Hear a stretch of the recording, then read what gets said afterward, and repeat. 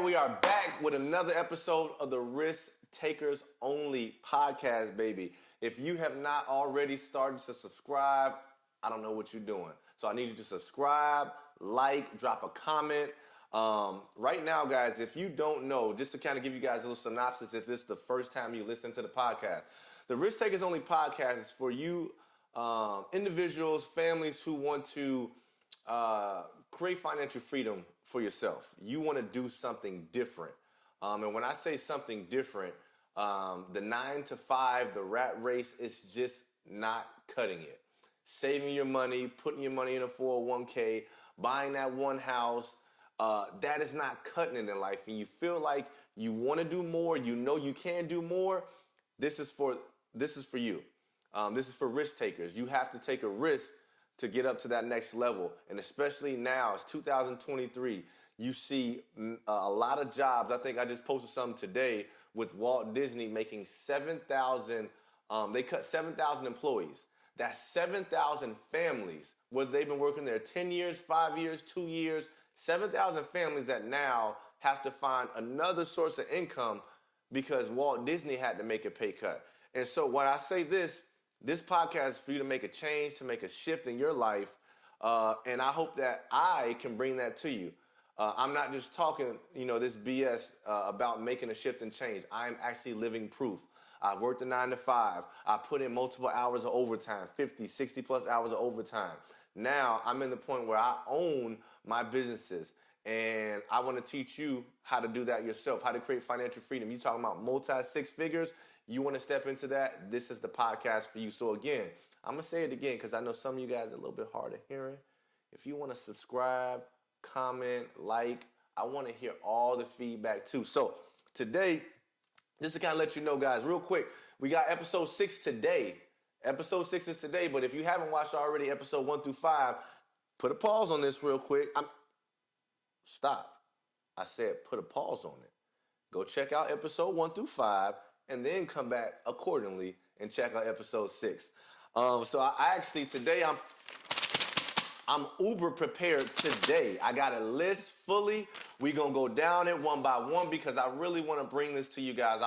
My goal out of this podcast is I want to be able to, I want to tell you my stories. I want to tell you my experiences because there's a lot over the course of my 6-7 years as being an entrepreneur, a father, a husband, that I want to give you game. Meaning when I say give you game, I want to tell you what I've fucked up on, what I've messed up on, and I want you to do the opposite. I want you to learn from it. So I don't want to say I'm a coach. I don't want to say even a mentor. What it is I want you to learn from my fuck ups. And so today, just a little shift. We're doing a little different. We got a different studio for one, right? Do you not understand? I paid $1 million for this studio that we're in right now. This studio calls me like, nah, we ain't in no new studio. We just at my house. But it's a nice area, right? I just want, so we decided to bring you guys here where it's a homey vibe, a homey feeling. So I hope you like it, you know what I mean? Because once you guys leave, I'm going to go back and sit and I'm going to drink my Migos by myself. So just letting you guys know, this is a homey vibe today. And we're switching it up. We're switching up a little bit because this is what we're doing now. So before, we will have just the pure interview with just me, strictly me, myself, and I. But now I want to start bringing in some guests. Couple reasons why. One of the first, I want to bring in guests so I can get different experience for you guys. I want them to share their experience. I want you guys to have different experiences. I want you to hear different game, different tips, different knowledge that I may not be able to give you. Number two, I want guests to give their experiences so it can pull out different stories, different experiences that I may not have shared with you guys already, right? And so now the podcast is taking a shift. You still gonna hear me because it's me, it's Mike Upshire. Come on, you still gonna hear about me, but I'm going to be bringing in some of the top multi-six-figure earners around. We're gonna be starting right here in Orlando, and we're gonna be venturing out. And I want to bring in different industries. We're going to bring in different industries. We're talking about the roofing industry. We're talking about the car sharing industry. We're talking about the freight broker industry. We're talking about real estate. We're talking about it's just so much that people are doing, so much dope shit that people are doing that if you're not actively looking for it, even on YouTube, like you could be under a rock. You know, the algorithms only feed you what you actually type in and watch, right? And so there's a lot of things that you may not even watch that are out there. People are making money, and you probably could do it too. You know, you damn sure can do it too. I'm not anyone special. I don't have any college degree. I, I'm just like Kanye. I'm a college dropout. I got about 3, 4, 5, probably about 3, 4 years in college. I don't have not an AA, nothing. What I do have to show for it is some past student loan debt. And I say that to say this, the people that we're going to be interviewing are just like you. Nothing special about them. No silver spoon. Some of them may have degrees, most don't. But everyone is in the same spot because they're striving for a better goal. These are multi-six-figure earners. And so, without further ado, I want to bring on my very first guest. My very first guest, I thought, I'm like, okay, I got two to three business partners. I'm like, man, I'm definitely going to bring my guy on because there's some stuff that you guys got to hear. But I'm like, wait a minute. In order for me to be here in this seat, in order for a partner to want to partner with me, I had to do something first for them to see that, right? In order for me to even get to that level, to even say a partner, someone wants to partner with me, I had to start out from the bottom.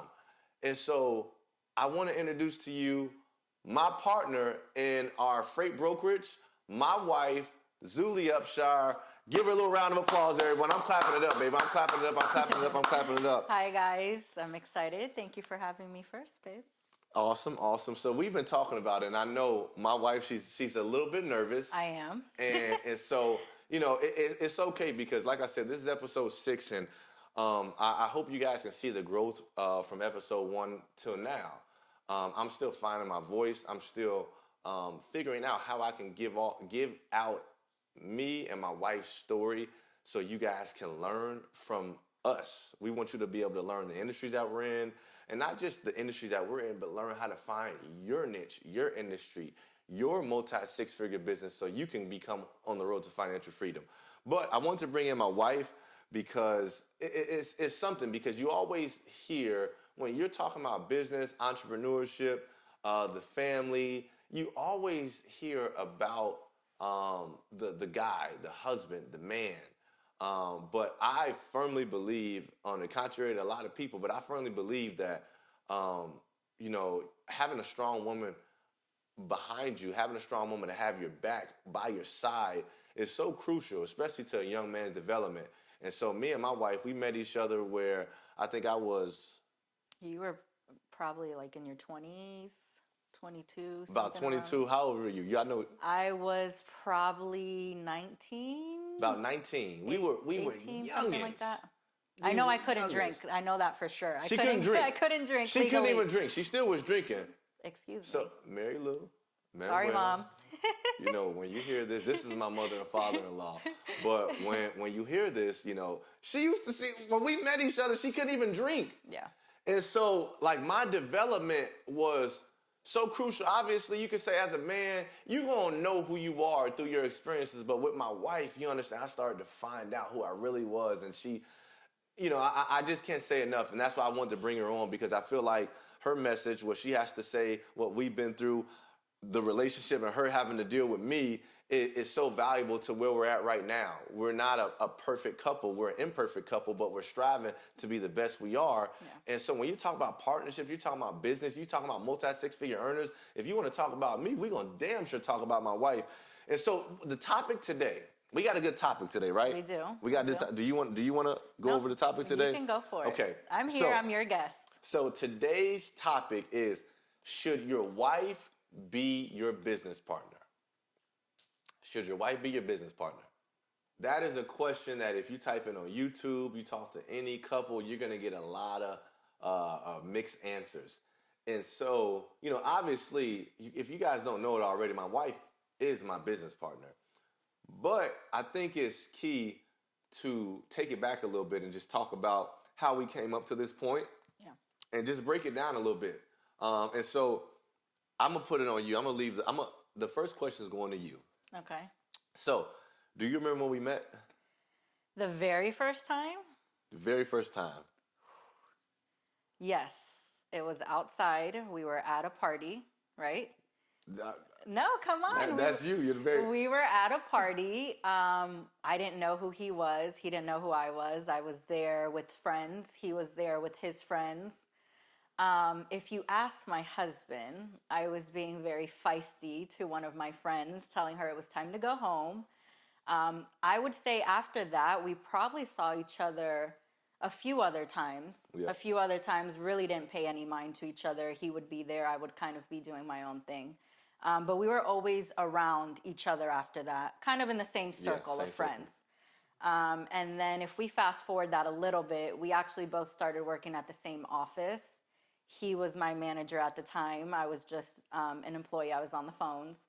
And I'll let you take it from there. How deep do you want to go into this? So when she said she was a little bit feisty, I always say, and I know she doesn't like this, but I always say when I first met her, I thought she was mean. We were at a party, and I saw her. She had a friend. I was there with one of my friends, and she was there with one of her friends, and she was telling her friend, "Hey, let's go." And back then, she's probably the most responsible one out of all of us there. But she was literally, I thought she was mean. Facts. I thought she was basically mean. But like she said, if you fast forward, I met my wife. I met her. Not our first time seeing each other was that night, but Yeah. actually meeting and conversating was because we were at an office, a call center, and I was a manager. I was a manager doing my thing. And she was coming in. She was fresh meat on the phone, and she was killing it though. She was killing it. It was so much uniqueness about her. She was sexy. She had red dreads. So you guys see her now, right? With the hair all nice, I'm a And mom. this also No. goes here too, because my daughter's behind on her tablet, right? She is. She don't even know her mom had red dreads, right? So she had red dreads, and she was a killer on the phone. And she was killer on the phone, and she always had like an attitude about her, which is like an attitude that I liked. You know what I mean? And so just meeting her, I don't even remember our first date. Do you remember that? No, to be honest, I'm trying to think. No, what I always say about my husband and I is we just clicked. It wasn't anything like that we can say we looked at each other and it was love at first sight. Like we don't have that story. For us, everything just I clicked. thought we did. Everything just clicked naturally. She just roasted Everything just clicked, and you will agree. Stop playing with me. You will agree. Everything just clicked naturally. So I don't even, like you said, I don't remember a first moment where we had our first date or anything. It was just like once that connection was made, that was it. There was like no separating us. It was just this attraction that we had, this connection we had that was automatic. Right? Would you agree? I would say, like she said, we just clicked, and one of the things that I felt like really attracted me to her, and I never really get deep, and we're going to therapy right now for me to be able to learn how to get deep. So For this us. is for Yes. us, not just me, for us. Yeah. And so y'all gonna come in closer. Y'all gonna hear a little bit of therapy session, but I always say like I married her because of the toughness, but she allowed me to be me. She allowed me to be me, and she loved me for me. But you can feel it, and she was very supportive and in my corner. And when I say that, um, and when I say this, I know sometimes I say like I know she doesn't like hearing this, but I've like me going out and going downtown. You've naturally been around the block before. You've been around. I've been with some women before, and the thing is that you get a chance to see. I'll tell a story. There was a young woman that would wake up. The next day. After we went out, she'll wake up and it'll be 9 in the morning, putting on makeup, and I'm like, "What are you doing? Where are you going?" And be putting on makeup to go nowhere, but jet out of my place and go somewhere else, and it's just like, and you can feel it. I'm not stupid. I work very well off of emotions, and so when she came in the house, it was just like relief. It was peace. The next morning on a Saturday or Sunday, it wasn't putting on makeup to run out and hit the streets. It was, I'm here for you. This is our home. Would be washing my clothes. I can smell it fresh in the morning. breakfast being cooked, it was like, what did we want to do? And then so just understand that was so much in my corner because I was never like a fancy guy. You know what I mean? I never wanted to go out and eat at the fancy restaurants or anything like that. I was a regular guy, you know, and to be honest, you know, I love to smoke. I still smoke to this day. And it just relaxed me. So me and her, we would smoke together, watch movies. We would do activities. Yeah. We would do had a lot of fun. activities. A lot of activities. Yeah. Can you give me one of the activities you can remember from our time when we first started to get together before kids, when we first started to date? I can give you a handful. We did what are those bikes called? Oh, the four-wheelings, the ATV. I think the ATVs, yes. We did horseback riding. No, talk about the ATVs because remember that was Oh my God, I hate ATVs. I'm traumatized. Never will I go on another one again unless I'm a passenger. So just to give you guys a little backstory for me, I got my license very late in life. My mother had a big fear of driving, and that fear was given to me. So when I remember when you took me to go ATVing, I always felt so comfortable in everything we did, all the activities, even though it was out of my comfort zone, I always felt comfortable going with my husband, or at the time, my boyfriend. And I remember I just thought, okay, it was another activity we were gonna do. And we went, long story short, I took a curve or a curve a little too quick and the ATV flipped on me. And after that time, I was like, never again am I doing that. But that was just one of many. We did that. We did horseback riding. We did the Kevin Hart show when he was out here. The Red Cup.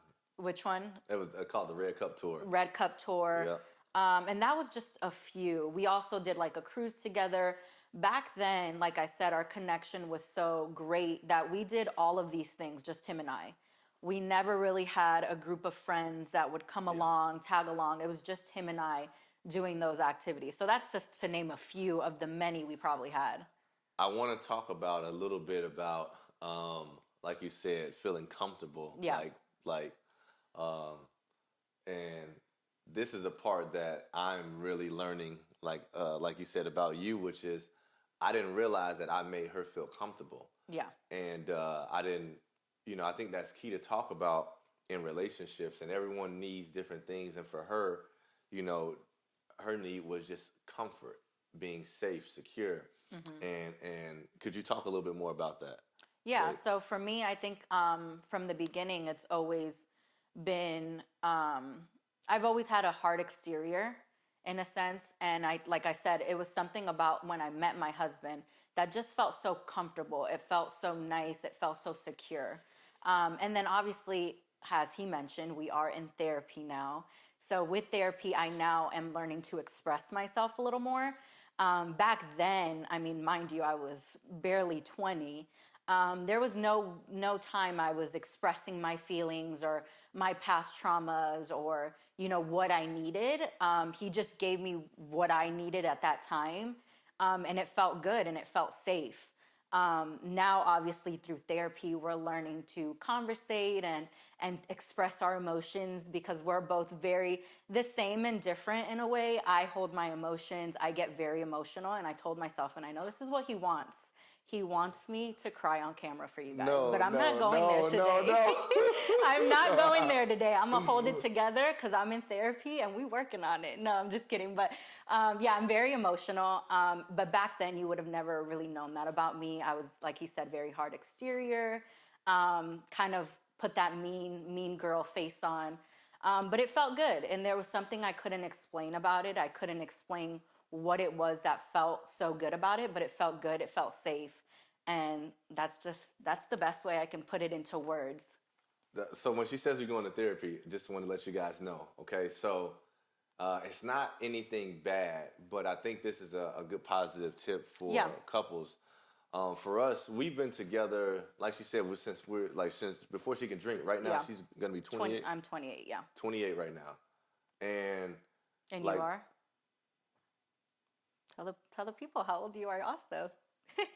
I'm 32. 32. So we've been together for a minute. You know, so we've been together almost over 10 years. Yeah. And the thing is that we didn't realize it, but because of me and because of the way we treat each other, she's so supportive in anything that I want to do, anything that is going to benefit the family, that for the longest, over those 9, 10 years, 8, 9, 10 years, we've been going. And so now we're at the point where we have, and so what we work so hard for is our time. And so we're at the point where we put in the time, we put in the work, and so we have our time back. We work together.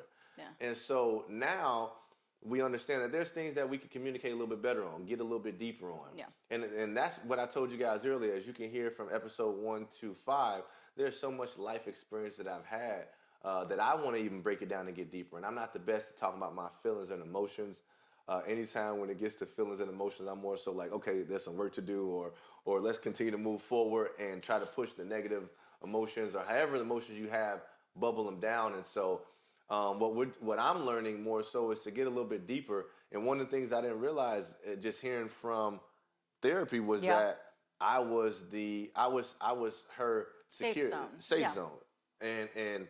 And fellas, you know, I would not have really, the things that we're learning in therapy, you know, when we first talked about therapy, what I tell you? Oh yeah, he was totally against it. He was like, "No way, I don't think we need that." And I mean, She's selling nice words too, by the way. and in your defense, a lot of people around me felt the same way. You know, my mom felt the same way. She was like, "No way, like you're just paying somebody for you to talk to them." And she would also tell me, remember that they make their money off of the next appointment session you have. So in your defense, you weren't the only one that felt that way. There was a lot of people around me that felt that way. I just knew I always could have benefited from it. So once he was on board, I was like, oh, we're in there. I scheduled probably with something within the week. And Quick. Yeah, quick. Quick, but how do we, so this is funny because one, we had therapy on our business plan. Yes. Our life plan. We call it a life plan. So we had therapy on our life plan. That goes to show you too. Me and her, we're on the same page. Yeah. And so we knew we wanted to get better. It wasn't anything that we were saying, oh man, we're about to have a divorce. But if you really think about it though, when people tend to go to therapy, it's because something is happening bad now. They're going through some type of trauma or some dramatic experience now, like they're on the verge of breaking up, like now. Yeah, divorce or whatever that is. Yeah. Divorce or something. And so for us, we are always in the mode to want to get better. I know my wife would tell you that's me. Yeah, I literally was about to say, that's my husband. He definitely pushes that out of me, which I think is a great balance. And we're learning that it's a great balance as well. But keep going. Didn't mean to cut you off. No. But you know, like, I knew she was going to say that. But for me, I take it it's always, it weighs on my mind a lot. You know, I'm always, like my brain literally, you know, I got challenged by the therapist to say, hey, you know, we may have anxiety, or I may have anxiety. And it's because my mind is always working, always churning, because I want to be the best Mike Upshire I can be. And that also pours into the way our relationship is, the kids, and it could be a good thing. I know it's a good thing, but also learning it can be a bad thing too. Yeah. But one of the reasons why, and a good positive note, wanting to get better, I'm like, okay, me and my wife are working together more. We have more time on our hands. Literally right now, the kids are at school. My oldest daughter's here because she just had a surgery. Yeah. But normally it's just us. If you just listen to it now, quiet. And so we have time on our hands now between me and her, and so we want to be able to communicate better. We want to be the best husband and wife we can be, the best partners together we can be, because that's going to ooze into every other aspect of our life. We're talking about our kids. It's going to ooze into our mind. We can be the best sons and daughters. Not just, like, naturally, we're going to be the best mother and father for our kids. They're going to get the best from us. Yeah. But our relationship will even flourish better because we're more than just the mom and the father. We're Mike Upshire and Zuly Upshire. We're individuals too, and so that's going to help our relationship get better. And then also, like I said, being a better son, being a better daughter, being a better brother, being a better sister. And so that's why we decided to do it. And taking that step to do it, guys, we have done 2 sessions. 2 to 3, yeah. Those 2 to 3 sessions have been super powerful and allowed us to really slow it down and really start working on different aspects in our relationship. And so I think that's key. If I know this podcast is not about therapy, but I just wanted to go ahead and just want to say, guys, if you guys haven't done it, a lot of times, like she said, mentioned, in the minority community, you don't really have your mom, your dad, or even friends that you can go to talk about this type of stuff. Yeah. And for us, I think it's key also to shout out our business partners, Ron and Rocio, Yeah. our business partners on our car sharing company. They're the ones who put us on to our therapist. Yeah. And I think also too, you have to surround yourself around couples, around individuals that you want to be like are headed in the right direction as you. They have the type of marriage, different things that you want, because we would never have gotten that information from anyone else. Yeah. Literally, from no one else except our partners there. So, and just to give some backstory, she just interrupted me and stuff. That's how she do.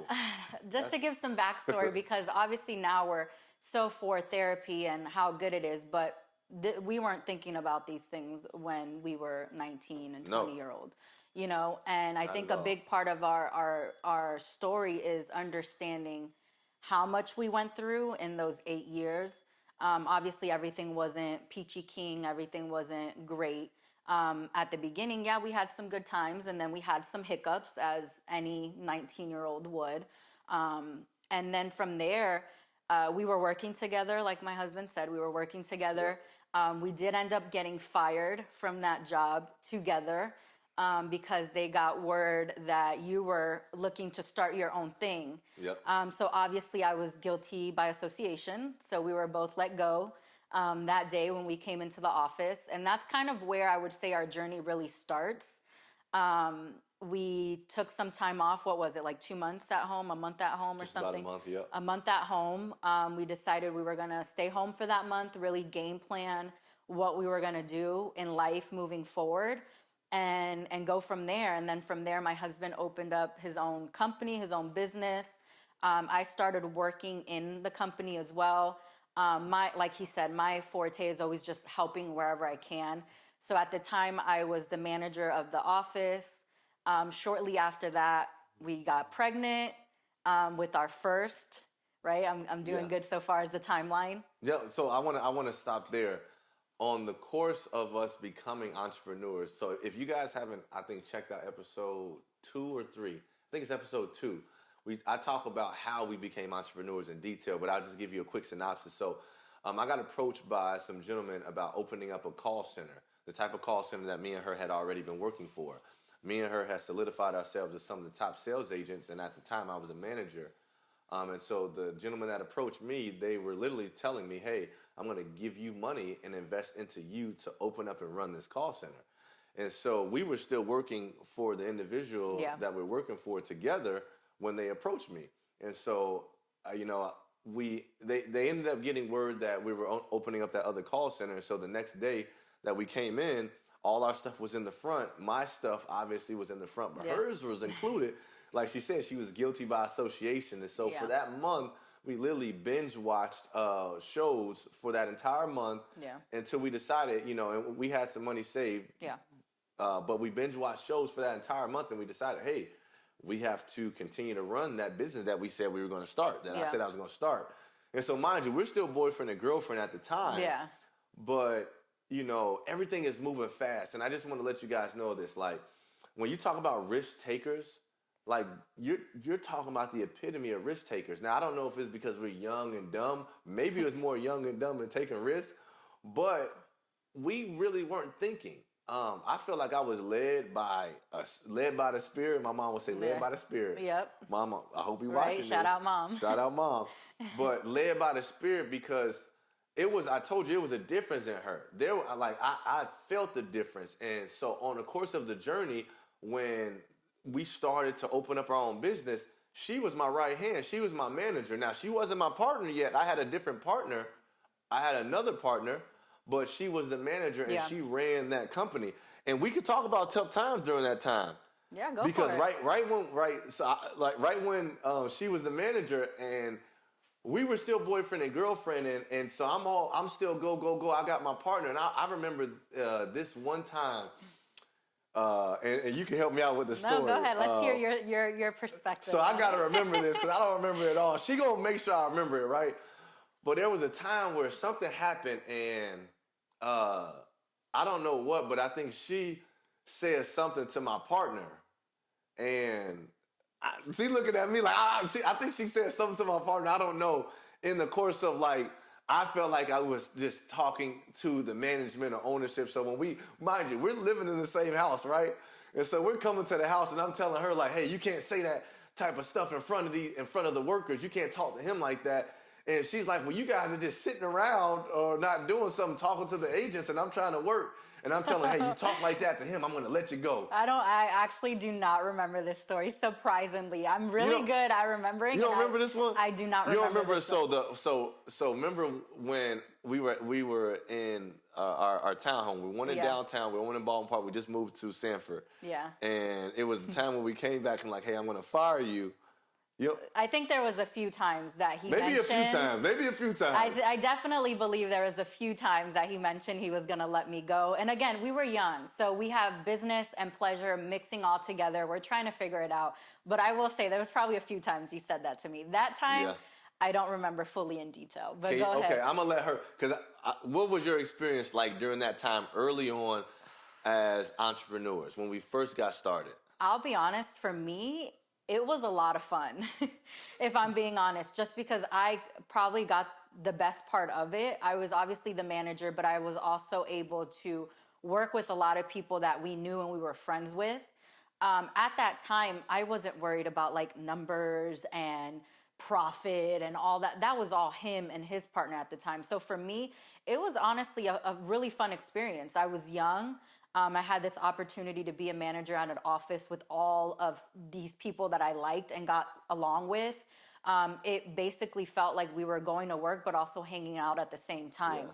So I didn't have all that added stress that I'm sure you probably had with your partner at the time about profit and our numbers being hit and all of that stuff. I feel the same way she felt. Yeah, it was fun. I mean, I can't say anything else. It was fun. I mean, obviously there was certain times with us that were difficult, because at that time, like he mentioned, we were just boyfriend and girlfriend. We were young and trying to figure out what this all means in a personal level too. And there was times that business and personal kind of overshadowed each other. And that's the times that he would tell me he was going to fire me, but he never did. I'm here still. But it was fun. I would say it was fun. It was damn sure fun. Year one, I felt like at that time we made a lot of money. We did make a lot of money because we didn't understand and paying our agents good. We didn't understand spiff, bonuses. We wasn't saving for taxes. Yeah. So we made a lot of money because we profited money that we should not have been profiting. Exactly. And that wasn't on her. That was on me and my partner. But during the time, like she said, majority of our friends from the office that we worked for at the time, that we worked with, they came with us. Yeah. And I think that goes to show you something like, one thing for me and her, we were always, I like to say leaders. And when I say leaders in a sense, when me and her got together, we started to do things like, we still went to the club and because of me, and she would gladly stay home and watch a movie. I would. But we went to the clubs because of me and blew money on bottles and different things because of me, but also I was able to save because of her. She got me organized. She came right in, just to let you know a difference, guys. When you're talking about your woman, I had a condo in Baldwin Park, and when she moved in with me, she immediately came in and said, hey, what can I cover? More so, I'm paying for this. I'm paying for the utilities. You can cover the rent. This is your place, but I'm paying for the utilities. And she came in automatically contributing. And so just those things come in automatically contributing. She started to pay the bills, so now all the bills in the house, including the rent, she would pay and take care of. That type of organization, that type of that I needed that. And so talking about it now, like when we said our first year, it was very fun. She was the manager, so she kept the business organized, flowing, running. And me and my partner, to be honest, we first time entrepreneurs. I'm over here. I'm eating that very fancy. She would get mad because she knew, like, I would come in, and during the day we'd come in, check in, make sure everything is good, and then after about lunchtime we would drift off, me and my partner, and we would go eat, and we would be eating at fancy restaurants while she was still there holding it down. But that was the type. That was what I needed. When you talk about someone, and we're not even married yet. This is boyfriend, girlfriend, but she had my back where I can literally go do anything and the business will still profit and make money because she will make sure it made money, right? And so early on for me, when we first got started, like she said, it was super fun. We were on cloud 9 until we understood taxes, until I understood taxes. Yeah. But I wanted to talk about the transition now because starting out, it was fun and everything, but the transition now, starting a family. Yeah. I want to talk a little bit about starting a family because it's different. It's easy for you as an individual entrepreneur or entrepreneur, you husband and wife, you don't have other responsibilities when I'm talking about kids. Yeah. And so for us, that was very easy. We can bust our ass. We can work early. We can work late, long hours out the day. We can go party, come back. We had our weekends together. So it was easy to have a bad week or a bad day because you can chill out. As soon as you get to the house, you can chill out on the weekends. Yeah. And like she said, at that time, we're boyfriend and girlfriend. We're just getting started. Yeah. We're going four-wheeling. We were just going on a trip to the Bahamas. We went to Cali. We had Mexico scheduled. Yeah. We were it was we blissful. were doing it was a bliss. Every horseback riding, like you name it, we were doing all that. And then I remember the day she comes to me. I'm laying down. No. Spin it around. That was the second one. Okay, if you remember correctly, yeah. We have 3 kids, y'all. So we do have 3 kids. I mean? Sorry, we love you guys. But we were actually on a cruise. We booked a cruise to the Bahamas. It was our first cruise each other individually, but then also together. And we were on the cruise and we were so excited. We were going to take our first cruise together. And I think it was like a short 3-day Bahama cruise. I got on the boat and immediately started to feel seasick, what I thought was seasick. And it was horrible. I was throwing up. I was buying all the bands you can put on, the oils to put behind your ears. I was buying it all, trying to feel good. And I think it was, at the time, I didn't realize it. The only thing I could stomach was a turkey sandwich and I think pickles or something like that. At the time, I didn't realize, that probably means you're pregnant. I just thought I'm sick. I'm on a boat. I've never been on it before. So this is what's happening. Shortly after that, we arrived home. It was a 3-day cruise. I made it through. We arrived home. And once we arrived home, it continued. The whole ride home, I was throwing up until we got home. And I think that's when I had told you, I think we need to buy a pregnancy test or something like that. Yes. Right? Yes. I think that's when I asked him or said, I think we need to buy one. That's why she here, y'all. Because if it would have been by myself, I would have been telling y'all would that have been a lie?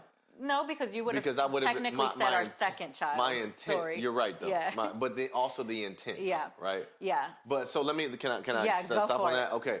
So like she said, we were on a cruise, and our first cruise. One of the things also too, I had never traveled. Yeah. All the money I was making, literally, I was 20, probably 20, 21, 22, 23 at the time. Yeah. 21, 22, 23 at the time. Yeah. I'm getting paid $1,300, $1,400, $1,500 a week. Sometimes I can touch a $2,000 check, $2,500 check a week. And the only thing I knew to do with it, was take it downtown. No. I didn't just take it downtown. As soon as I cashed it, I took it to the mall.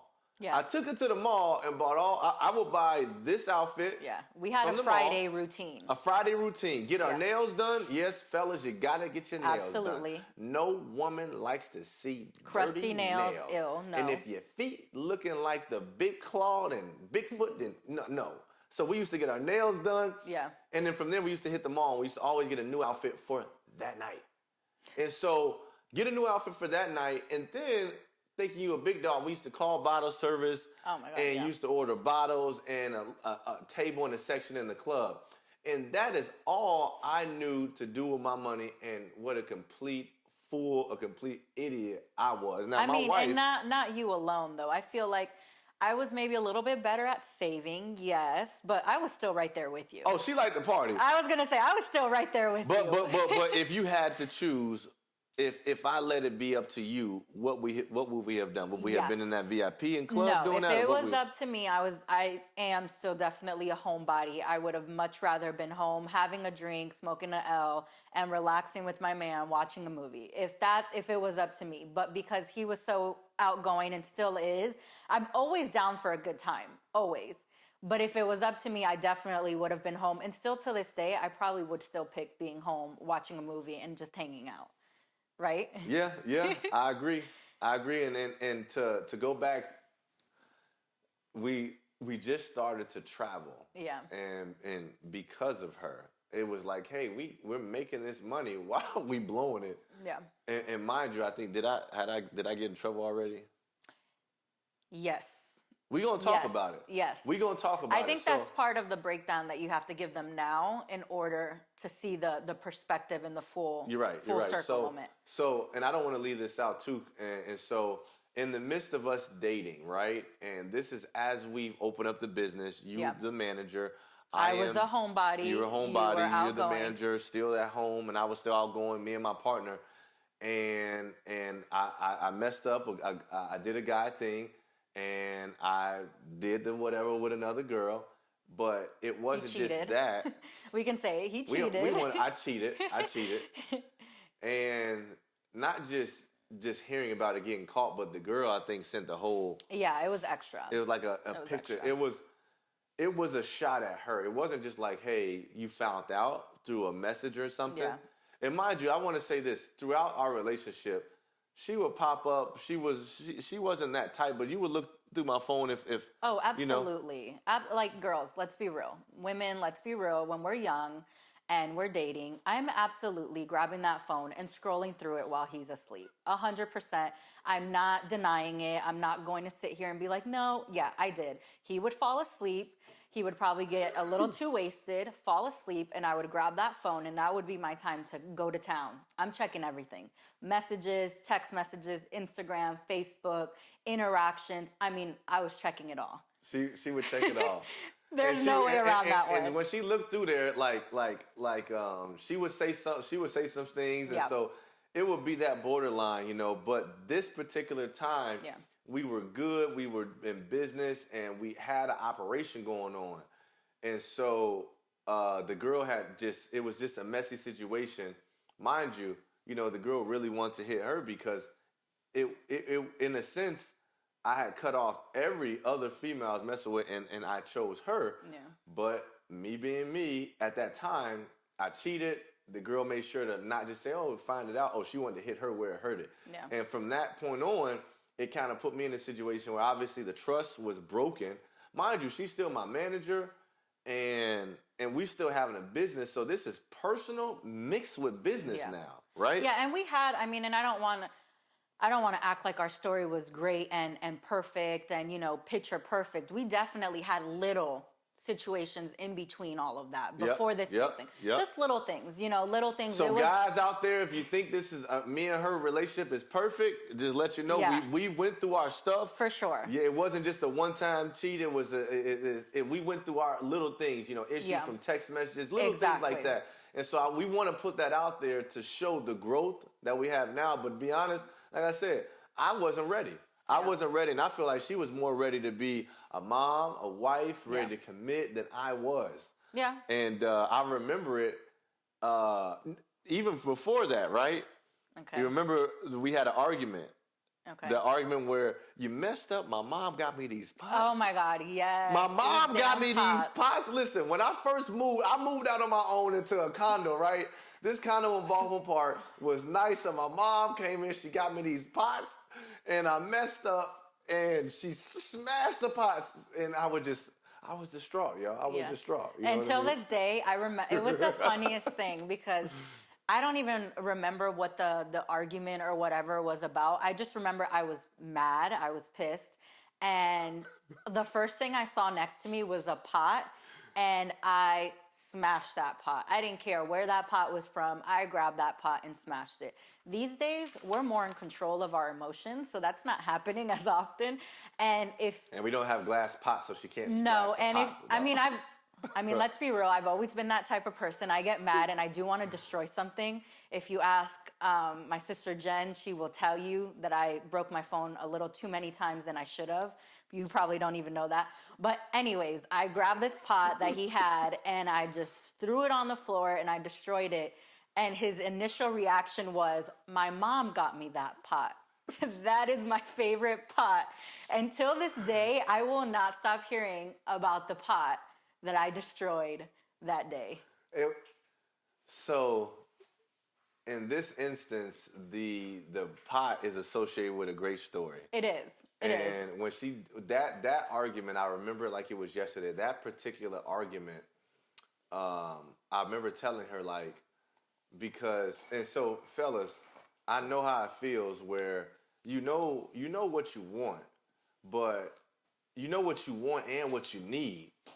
But because of your instincts, you being a guy, young, stupid, dumb, no excuse, but because you being that person, you are doing stupid stuff, whether you're messaging a girl, whatever it is, you have someone you're committed to and you messing around on the side.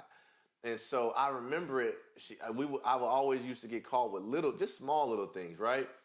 And that particular argument, I remember telling her like, hey, I'm gonna get over this one day, and we ain't even gonna be arguing about this. We gonna be arguing about something bigger than this. It's gonna be about what our kids' names are. Yeah. And if you really think about it, back then I was so serious. It wasn't it could have been back then. I'm trying to like get myself out of that being in trouble. But now that I know about myself, one of my top traits, and I'll say it, is called futuristic, meaning that I have a very vivid picture of how my future looks. And so I am very excited to get to that point. Mm-hmm. And so even then, I already knew that I was going to get over it. We were going to get over it because and it was we were together. Bigger. It was like we already meant to be together. And it's like we're going to be arguing about something different. And truth be told, our arguments these days is not about me going out with women and different things like that. It's about me opening up a little bit more, communicating a little bit more. And vice versa. Vice versa. But the difference, like I told you, is just like back then, that particular argument, if you think about it, it's like the epitome of our life. Like we're forecasting. We just naturally knew. It wasn't something that we sit down. And I know a lot of our friends, they are very calculated in their relationships. They are. And for us, we were not calculated. We went off of strictly love. Yeah. Love ain't going to pay the bills alone, y'all. Y'all got to do some more things. But the love we had, the fact that she had my back, because her personality is the opposite of mine. That's why she's my yin and yang. Do you want to even elaborate a little bit on that? On the yin and yang part? Yeah. Like just how we operate together. Yeah. Just my personality and your personality. Because even in this interview, you see, I'm messing these guys up right now because they got to turn the camera to get us. Like, so when someone's talking, right? I'm fucking these guys up right now because I run my mouth, and you see my wife, I'm talking more. And so you can look at it, you can be like, man, how is that relationship working? Yeah. I'll let her say it. Yeah, I mean, I'll be honest, I love it. He pushes me out of my comfort zone, and I think for my personality, I'm very much in my comfort zone. So for our relationship, it just works. When there's a time that he needs to calm down, I might be able to help him with that, or vice versa, where there's a time that I need to be pushed a little bit more, he will do that for me. It's hard to put it into words, I feel like, because it's just always worked. That's what it is with us. It's always just worked. Like you said, it was always a feeling that we knew we would be together. We knew that we would be having kids. And mind you, we were young. We were so young. I don't even think we were taking much of life serious at that point, but there was just something about it that just felt like this is it. This is where we're going to be at in X amount of years. We're going to be talking about our kids and this and that. And for me, I would have never imagined that this is how my life would have been. I never would have imagined I would have been an entrepreneur. I actually, which this kind of brings us back to the story of how I found out I was pregnant. As soon as I found out I was pregnant, we kind of went into game mode. Like, okay, what is our plan from here, right? And for me, it was like, okay, go to school, right? I'm gonna go back to school. I was never the person to be like, I'm gonna own my own business. This is my passion. These are my goals. Like, that was never me. For me, it was always, I want to have a family. I want to have a loving husband. I want to have a great household, a household filled with love. So for me, as soon as we found out I was pregnant, it was like, okay, what are we going to do from here? So we formulated. I want to stop on that. Yeah, we formulated a game plan. Go ahead. So I want to stop on there because, so now the transition is made. And so when we are just before kids, we're moving and grooving. We're going out. We're seeing people. We're talking to people. We're going and doing things. And then that trip, that cruise Bahamas, that we took to the Bahamas. is when we started to figure out, okay, something was wrong. She took the pregnancy test, and Yeah. all of a sudden, boop, she's Yeah. pregnant. Yeah. Unexpected, and then it's kind of like for me as a man, I'm like, me being raised. I shout out to my mom and dad being raised the right way. Yeah. Automatically my mind was I have to provide. I have to provide for her. I have to provide for my soon to be Unborn child. child. Yeah. And so that's when we started the game plan. And then one of the things that everyone defaults to now, which our mind was programmed like that, is like, okay, Yeah. I'm gonna work. I'm gonna stick to this entrepreneurship thing because I got something here. I like it. I don't want to go back. So that was a difference. But we still had that same mentality, those same things that has been embedded in our mind. And so the first thing we ran to was what? School. School. Go Yeah. back to school. And so Which actually I had already been in for a Yes. little while. Were you already in it, and did you take a break or what? I was in it. Yeah, when we were working at the office, I was in it. And then I think I was in it. Yeah, I think I took a break. I think my timeline might be a little off, but I think I took a break at some point. And what were you doing? What were you going to school for? I was going to school for medical assisting. At first, I was going to school for radiology was my initial thing that I was going for. And then, if I remember correctly, I did end up taking a break. I think that was around the time we both got fired. Yep. And we were figuring out what we were Yes. going to do. And then once I came back to school, I met with my counselor and I was basically like, hey, I'm pregnant. I need to get something done. And basically just picked the quickest option that they had available. I was doing pretty much So is that how we came to because I don't even remember, but how do we decide? Think we said, well, you were already doing the schooling, so you go back, focus on that, finish that, because that's going to be a for sure thing. We know we'll have the benefits, which everyone always talks about. We know we'll know how much I'm getting paid weekly, and it'll be security. And then we decided that you'll keep doing the entrepreneurship, and we would kind of just run the household in that way, which I did. Yeah. I went back to school. We decided on medical assisting. I had a few hiccups in between because I did get pregnant a few times in between. So every time I would come back pregnant again, and it would make my time frame a little bit longer. But I did graduate. I ended up graduating right after I had our second daughter, and then that kind of just brings us to this next journey of life. So just saying that, like, getting pregnant the first time with our firstborn, Mia, that time, was a unique time because she was going to school. But then, like she said, immediately when Mia was born, we didn't listen to what the doctor's orders were told. Yeah. And then our second born, Lonnie, came out, and that was they're Irish twins. They're 10 months apart. 10 months apart. Yeah. And so she's pregnant while in her externship.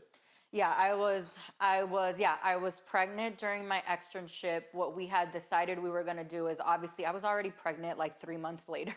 So we just decided I was going to stay home at that point.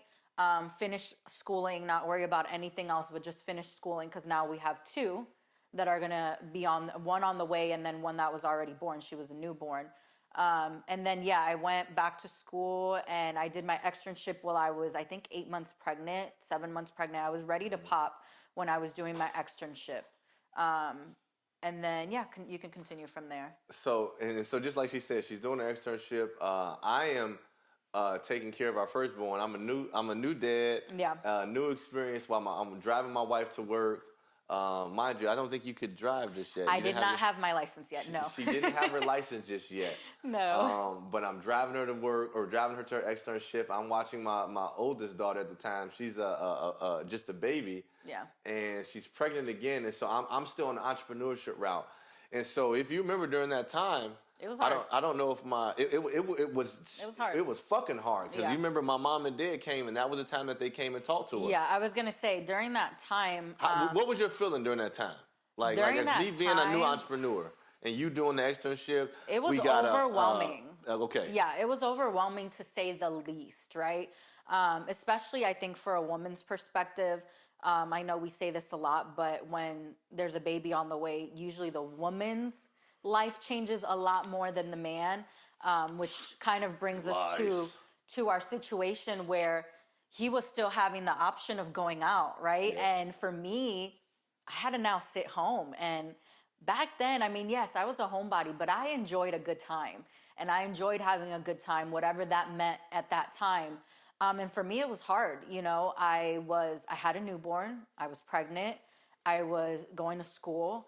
My boyfriend at the time was living the entrepreneur life, which meant like hanging out with his partner. That's what it felt like in my eyes. It felt like he was hanging out with his partners. She can say it. She can say it. Look, that's her true opinion. Getting lunch and eating out, and then when nighttime came around, he still had the option to go out versus I was still having to stay in house.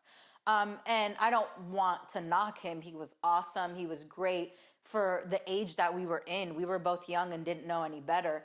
But he did. He had the option of going out. And whenever he had the option of going out, he was going out.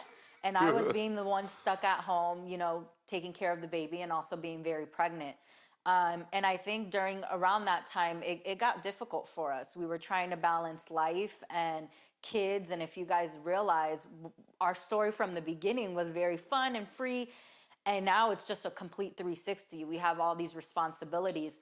And there was a time where, you know, I remember calling my mom in the bathroom. He was out at the club. I had a baby sleeping. I was very much pregnant.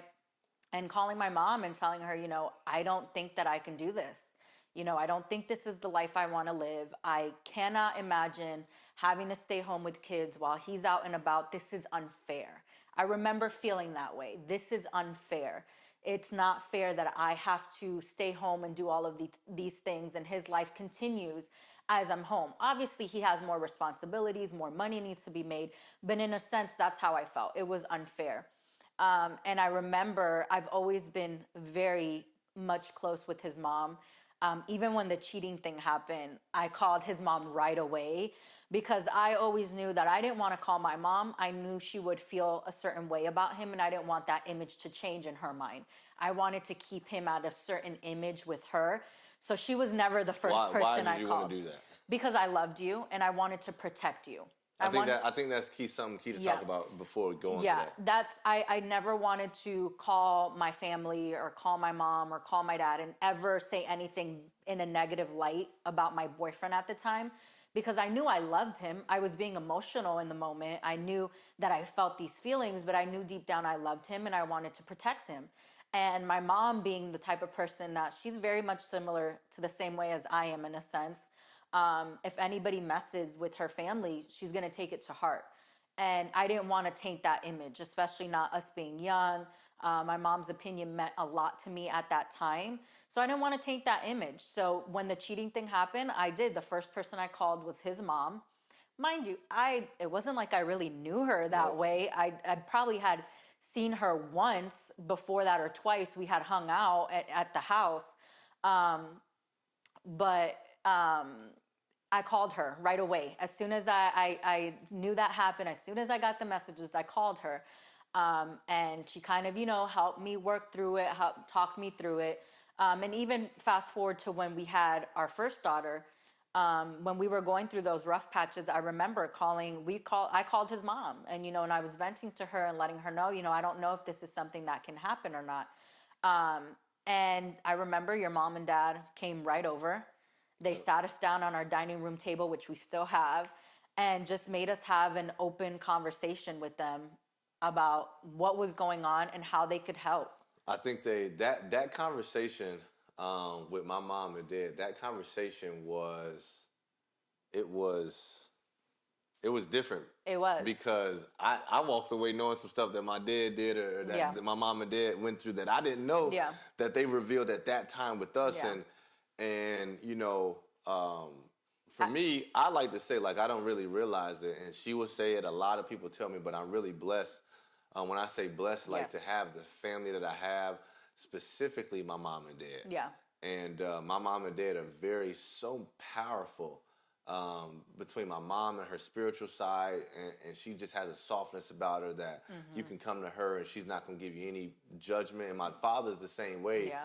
But I'm very much like my father, and so everything is with good intent. But obviously, some things needs to be sharpened, and then just them coming together to basically minister to us, talk to us about what they've been through, and they put some stuff out there that allowed us at that time what we needed. Yeah. And And that was our therapist at the time. And at that time, I think we forgot to also mention we were engaged.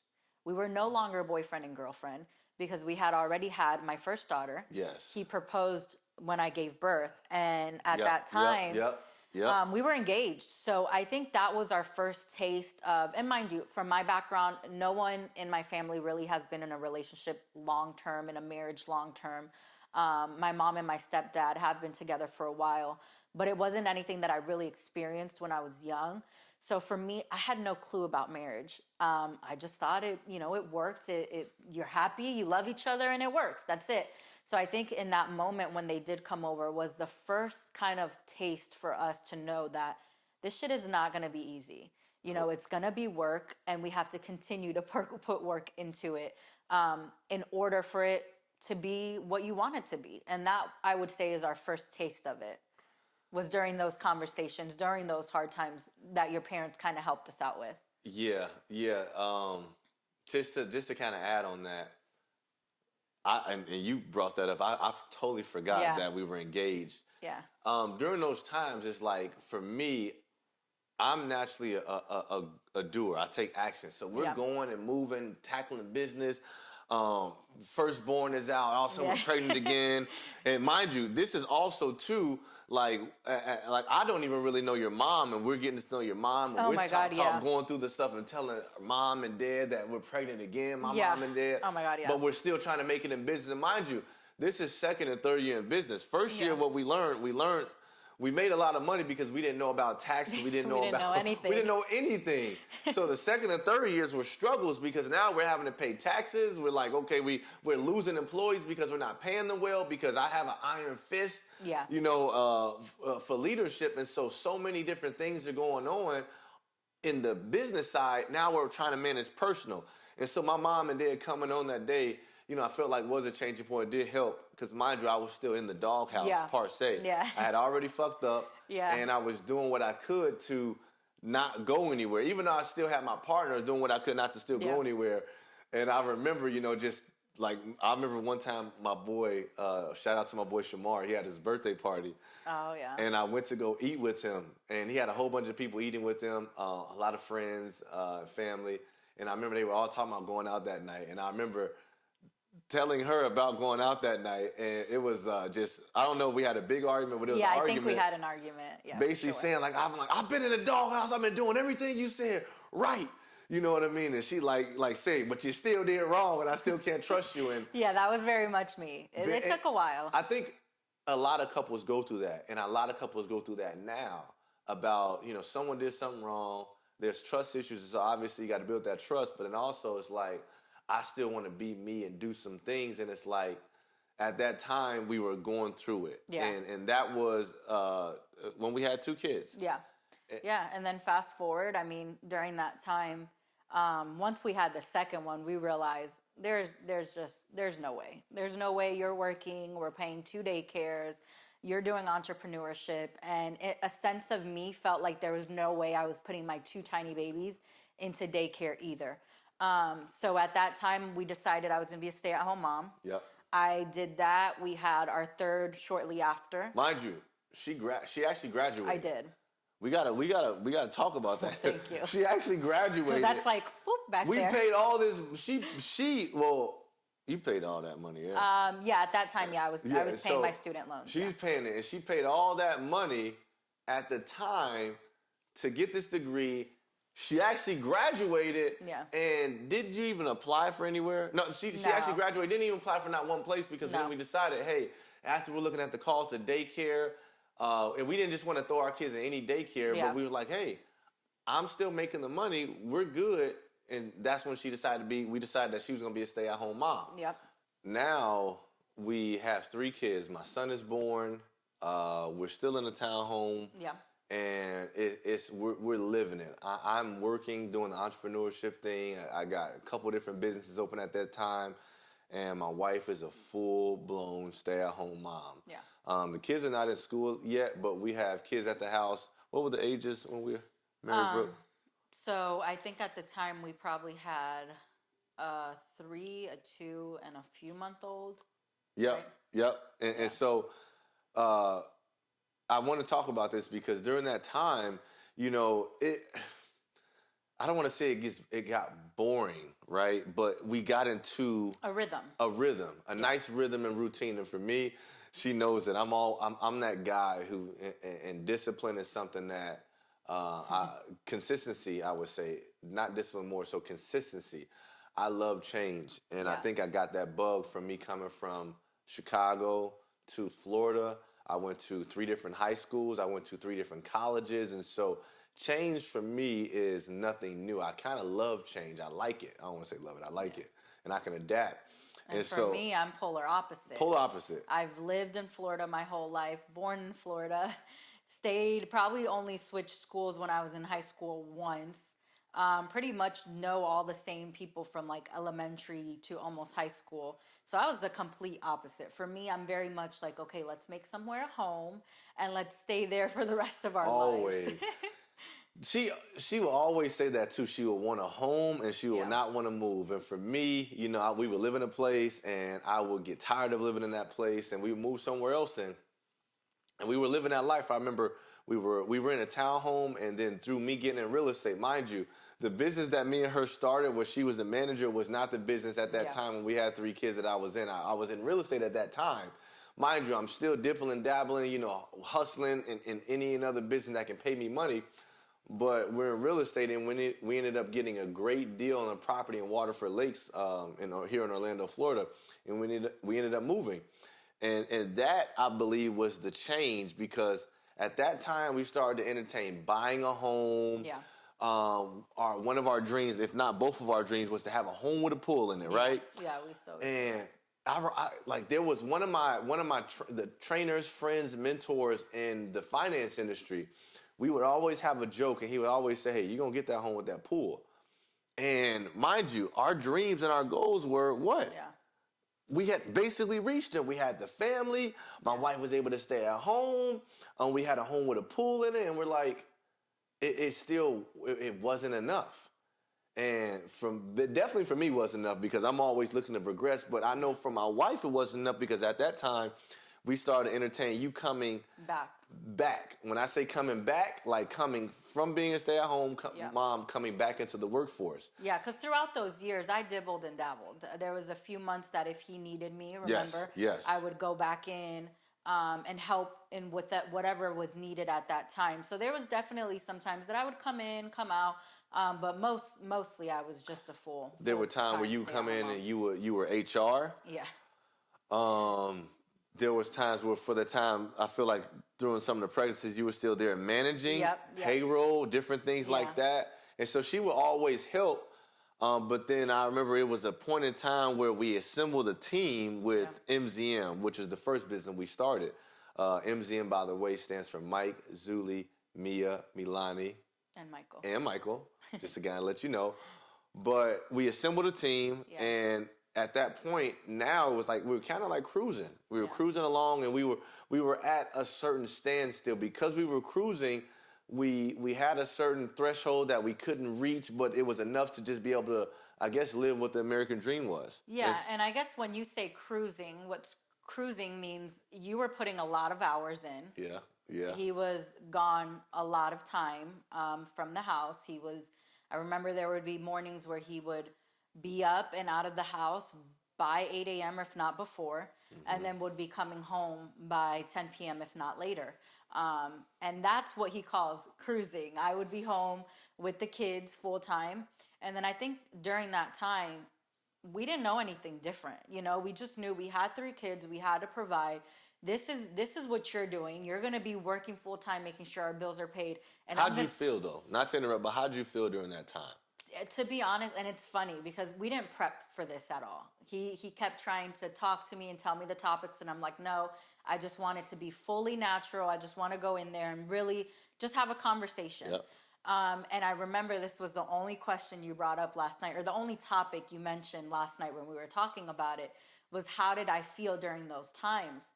And I really got to thinking, how did I feel? And I think it's because there was so many things going on so fast that I didn't really feel much about it. it almost felt like this is our duty. Like we have to do these things because now we have 3 kids. There wasn't ever a time back then that I was like, oh my God, he's working so many hours. It was like, no, I know he's going to be gone from this hour to that hour. He's doing what he has to do so I can stay home with these kids and give them the dream that I would have always wanted to give my kids. So I really thought about that question. And truly, I don't think I felt it in the moment, which actually brings us to a topic with our therapist. Our therapist is like really good at putting all of that into perspective for us because it moves so fast and because it all happened so fast. There wasn't really much time for us to stop and think of our feelings and think about how we're feeling, how much we miss each other, how much we're not seeing each other. It was just grind mode. It was definitely just grind mode during that time. I will say this too, though. I think it was able to work well because not just because of me. Naturally, I have a mentality that I'm going to go regardless, but because of her, um, I've listened to some relationships where the guy's looking to go and it's grind mode, like you said, and the woman is just straight up pulling him back. You need to spend more time here with the family, spend more time with me. I want to get this done, my hair done. And you were so awesome because at that time you didn't need all of that. No. And I know you wanted it, but you didn't need it. Like if we were having bad months, a bad time of the year where we weren't making money early on, she knew I wouldn't get my hair cut. No. We wasn't getting no nails done. We wasn't getting none of that. We wasn't going out doing none of that. And I think like I said, I really want to big up my wife on that because if you guys got to realize like during this all, like she said, I'm hustling and bustling, and for me that's normal.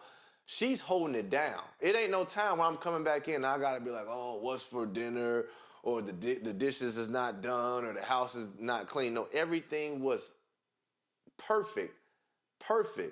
And for me to be busting my ass, I can come home and have clarity to continue to create because everything I'm doing is for our family. Yeah.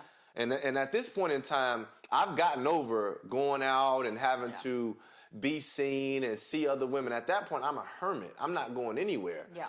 We were laughing because this is how we feel. When I talk about, you hear a couple of clips of me talking about buying a home. And my feelings towards it, I want to really get in a little bit deeper into it because my feeling towards it is when you're like we're talking about now, you're on the come up, we're just starting. Buying a home is the last thing you want to do. Yes, it's going to be a good investment in the long term, but right now you guys may not be able to get over there to that long term. You got to make some money now. And so buying a home for us wasn't the thing that we wanted to do because there was so much capital involved to put into there where our capital was going to our business, into personal development and into ourselves. Yeah. And so buying a home, we talk about a luxury prison. We were in a house, awesome looking property. The price that we wanted at had a pool, everything, but we literally were in a luxury prison. She was taking care of the kids, not going out seeing the light of day besides going out with them or your Walmart orders or your Publix orders. And at the time, working in real estate, I was working from home. And so it's like, man, you start to really think like, okay, at that time we started to see, what do you really want to do? Yeah. And it wasn't because we needed her to come back to the workforce to make money. It's because it was a want. Yeah. And for me, I really very much wanted to push her because my wife did so much for me to allow me to be clear, have the clarity, be able to produce and come home, that at that point, it's like, okay, good. Now you've done your part for me. Now I'm doing my part because we started to bubble up in real estate and we were dominating. It was like, okay, now what do you want to do? Yeah, and that was hard. That was hard. I remember it. It was hard. We had to have some tough talks, definitely. It was hard because I had been a stay-at-home mom for almost 6 years, 5 years at that point, right? And that's all I knew. You know, I went from being this woman that worked and, you know, made her own money and, you know, and hustled and whatever, to now the last 5 years of my life were spent at home with my kids. And it almost became this safe zone again, where it's all I knew and all I wanted to do. And even though I knew that that person was still in there because that's who I am, I come from 2 parents. My dad's an immigrant, my mom's Puerto Rican, and they both work very, very hard. I've always seen my parents work. There's not a time that I remember not seeing my parents work. I remember being with sitters because my mom was always working. My mom was a single mom. My dad was a single father, and they always worked. So I knew it was in there. But when those conversations started happening between you and I, they were tough. I mean, thinking about putting my son, I think he had a year before he had to start school, or VPK. And I remember us having that conversation, or you telling me, okay, I think it's time, we can put him in something. The other two are in school. I think it's time. And I might have actually skipped a few details, because now when I'm thinking about it, we actually started the freight brokering when I was still dropping off Milani at school and having Trey in the back seat. Yes. So the time that what we're talking about is when we were trying to figure out what you're going to do. Yeah. We had just come to the realization that, hey, we do want you to do something. Yes. You're going to come back into the workforce. Yep. And now we're at the point where we're literally just, remember, we were going through what to do. Yeah. And I want to talk about this, how we researched it, because the thing is like we're trying to figure out like what is going to be something that makes us money. And the biggest thing that we were looking at, we didn't want her to just go get a 9-to-5. That was not an option, because it wasn't.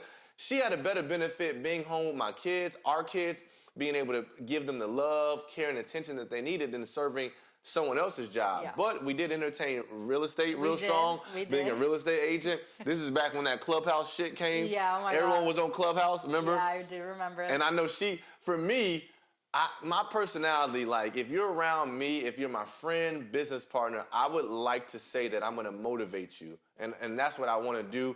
Motivation sometimes for me can come like when I'm a little bit anal and I'm pushing you to do something that you may not want to do. Yeah. And everyone can attest from my wife, my partners now. But at that time, I felt very strongly that she needed to do something, but needed to do something for her, but needed to do something that's going to pay her what she's worth. And what she's worth ain't going to be found in a 9-to-5.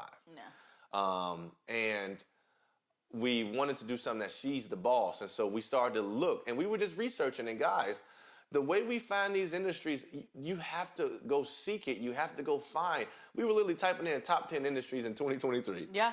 Or 2020. 2020, okay, yeah. 2021 at the time. Yeah. And the industry that we were seeing like the transportation industry, and it was rent-a-cars. Rent-a-cars. I took a course. Took a whole course. Yeah. That was the epitome of me. We will buy a course so quick. Yeah. Buy a course, study it, and try to do it on our own. Yeah. So we took a course. Who has the balls to do that? I knew my wife was going to take it and learn it. Yeah. And the goal was, buy the course, she's going to learn it and start running and teaching me how to do it, and we can open up the business. And I think that's something big to know in your relationship. You have to find the balance, right? I think from the beginning, we found a very good balance of I allowed my husband to be the leader of our relationship at first, before we even had kids, but then our family, our household. And we found that balance. I knew what I was good at, and I knew what I wasn't good at, and vice versa. And we fed off of each other's strengths and weaknesses to get us where we're at. But my husband Mike was definitely in there researching all these businesses, and I'm just a do-it girl. So if you tell me this is what we need to get done, I'm gonna do it. So we tried real estate, started watching some real estate shows, started following some accounts, watching some YouTube. I quickly learned, no, we both said chasing listings that's and not all for that. us. Nope. And then we did the rent-a-car thing, and I took a course. I was in there, I think, a few I still hours got that every notepad. night. She got a whole notepad full of notes. my Anyone who wants to God. learn about the rent-a-car course, I'm in it now, I can tell you, but she got a whole notebook just of notes and everything from that. We'll refer you to our partner. Right, Better than that. Right. We'll refer you to Ron. But Ron you got can that continue. covered. I just wanted to make it a point that it is in a relationship, in any type of working relationship, whether it's business or a pleasure relationship, you have to find that balance. Know what you're good at, and allow that whoever is the leader, allow them to lead. And I think in this generation that we live in, talk about it. It's so pro, independent women, and What is that word that everyone's submissive? Yes, being submissive is something that's seen so wrong these days. And ladies, more power to you. If that's the life you want to live, if that's the way you want to operate, all power to you. I'm not here to knock anybody down. But for me and the things that I wanted in my household, I allowed my husband to be that leader, and I knew when to be submissive, and vice versa. It's not like he doesn't know when to be submissive as well. He knows when he needs to do that too in order for this to work. Yep. And I think that is key for everyone to know why it works so good in our relationship, but also in business as well. I'm so proud of her. She just preaching right now. Thank you. I'm just, not to mess up what she's talking about, but I'm glad you talked about that, because right now you hear a lot of what is the guy that just passed away? Oh yeah. What is the guy that just passed away who used to talk a lot about relationships? Kevin Samuels. Kevin Samuels is one of the guys that I started to listen to a little bit. We used to talk a lot about that, and the Our thing mentor actually brought him up. our mentor put us on to him, and when you hear submissive, and even sometimes early on when I used to hear, I didn't even want to say the word around her, because it's kind of like, it's like you just do everything that I say, but it's not that. No. For her, she allowed me to be me, even though I know when being me sometimes it's like, she allowed me to be me, which gave me the encouragement to go do what I saw a future in. I remember when I came to you for the real estate, I knew I wanted to do real estate. Oh, yeah. I fucking knew I wanted to do real estate. Her cousin was doing real estate. They introduced me to a mentor that I know wanted to do it, but I couldn't move forward because we had a whole family. Mike was born. We had 3 kids. Yeah, you were very much in your mind. I was in my mind about it. But then I came and talked to her one night, and I remember she just said, why don't you go for it? Yeah. It was so simple. She just said, do it. Why don't you go for it? She literally said, do it. She didn't ask about the finances, the numbers. And I think that's so key, because not even being submissive, but she just gave me so much. It's like, guys, you know how they always play, like you guys play a sport. Some of you guys played a sport before, right? So think about it. I used to play basketball. And so when you playing ball and then you see the girl that you like, she's in the stands, and it's like before she wasn't in the stands, you having a shitty game, but then she come in the stands, you like, oh, I'm putting on MJ mode now. You hooping, right? That's what she is in my life. She gives me that. She's like that battery. And so like when she said real estate, I was gone. And then going into, just now, when we're trying to decide what new business endeavor she's going to go to, it's like, I'm her battery now. Yeah.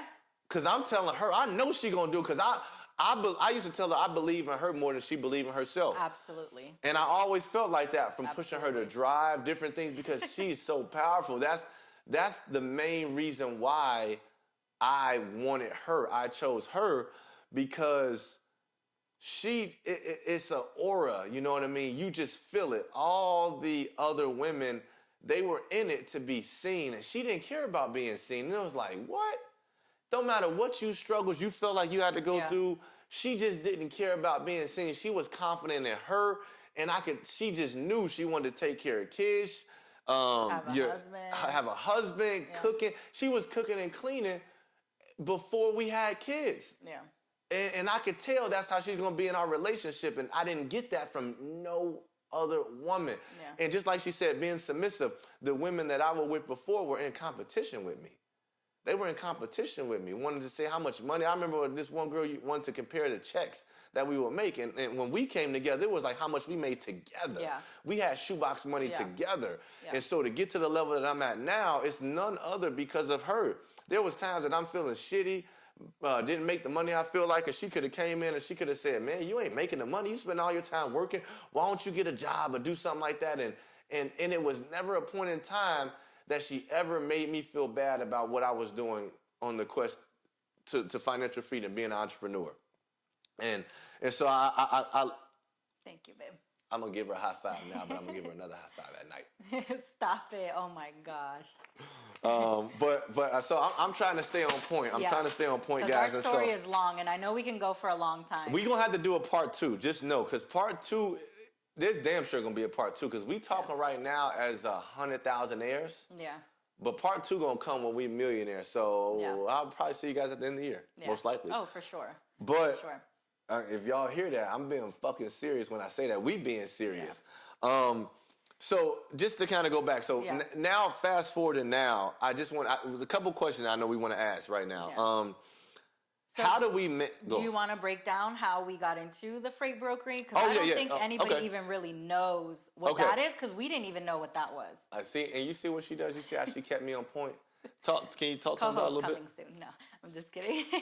No, so yeah, we were. I mean, Mike was doing all the research on all these businesses, real estate, rent a car. We quickly figured out that that wasn't going to work, and then we went into trucking. Yep. And we even took a full course on trucking, I believe. Yeah. Yep. We felt because of the pandemic, we were starting Yeah. to look in the trucks. Yes, we started looking into trucking, and we took a course on it.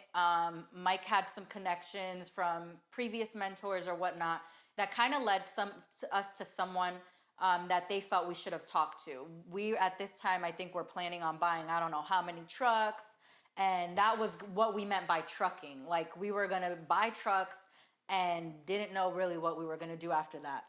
So during the time, as like we're literally trying to figure out what she's gonna do, the pandemic is happening, right? Yeah. Yes, it is. And what the industry that we kept seeing was transportation, logistics. So that's what transportation made us start looking at the cars.